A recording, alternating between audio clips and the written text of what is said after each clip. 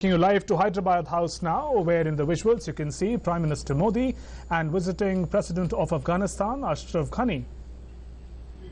Both the leaders are expected to hold talks today. And Afghanistan's President Ashraf Ghani arrived in New Delhi this morning on a crucial visit.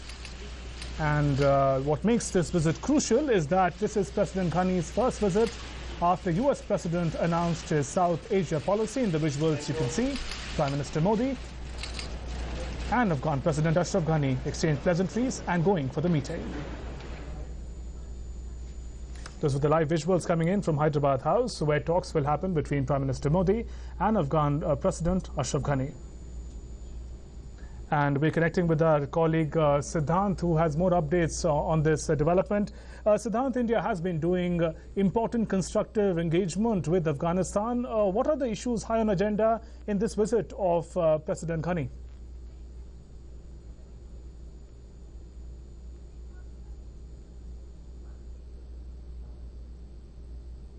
We're trying to connect to my colleague Siddhant for more updates. Siddhant, I was asking if you can give us the highlights of the issues that are going to dominate in this visit of President Ghani.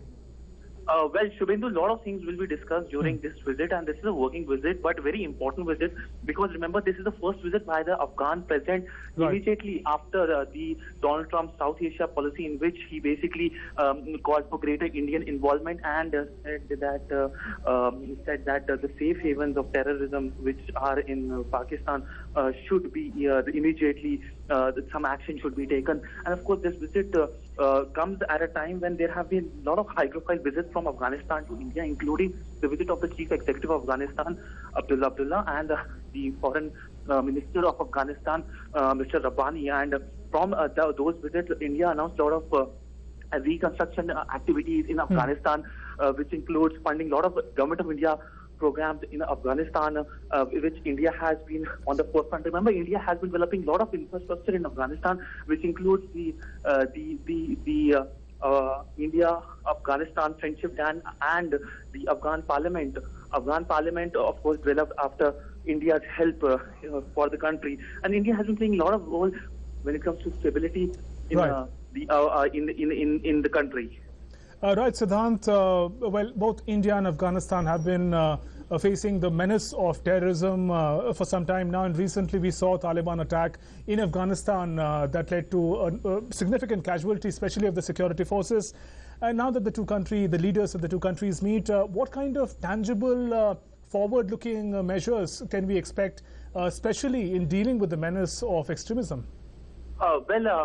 Talking about the issue of terrorism and the issue that is plaguing the entire region, we can only expect, we can only come to know when there is a joint statement which is announced, which is later on, which is released after this meeting. But let me tell you that there is an important lecture by the Afghan President Ashraf Ghani at the Vivekananda Institute in Delhi, and in that meeting I expect a lot of fireworks when it comes to particularly Pakistan, because remember the US Secretary of State Rex Tillerson is also in the region. He visited Kabul yesterday in a surprise visit, and in that visit he particularly came heavy on Pakistan, saying that Pakistan has been causing terrorism in the region, and particularly gave specific requests from the American side to the Pakistani side to come down heavily on the safe havens in Pakistan.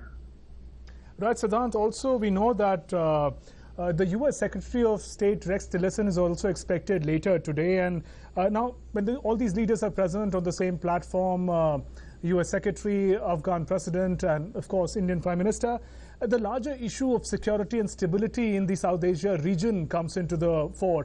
What kind of implications does this partnership hold for the region? I'm talking about the U.S., India, and Afghanistan.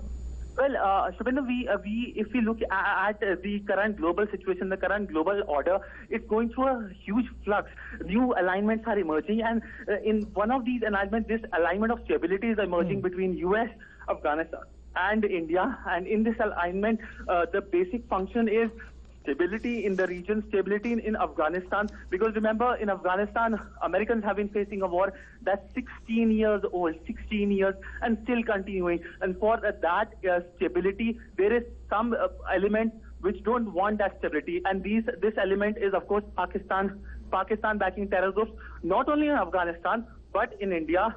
These terror groups creating problems for both New Delhi and Kabul, and both are frustrated. Remember last year what happened? The SAARC summit, it got suspended primarily because SAARC members, not only India, Bangladesh, Bhutan, and Afghanistan, all coming down heavily on Pakistan, saying that this country has to mend its ways, or it has to face a boycott. And this is what Pakistan is facing. Remember, Islamabad was completely isolated at the UNGA at the UNGA summit when it happened, and we saw Pakistan being lambasted by the Afghans and India, and even Bangladesh is saying that this country needs to be isolated, and that is what Pakistan is facing, a global isolation, primarily because of its own actions which have not only created problems for Afghanistan but for India also. And that is what we are seeing here. This week is heavy on diplomatic front because of the visit by the U.S. Secretary of State and the Afghan president. The U.S. Secretary of State, this is his maiden visit after taking over as the U.S. Secretary of the State, and he visited Kabul. Today he's in... Siddhant, thank you for those updates. We'll join you again.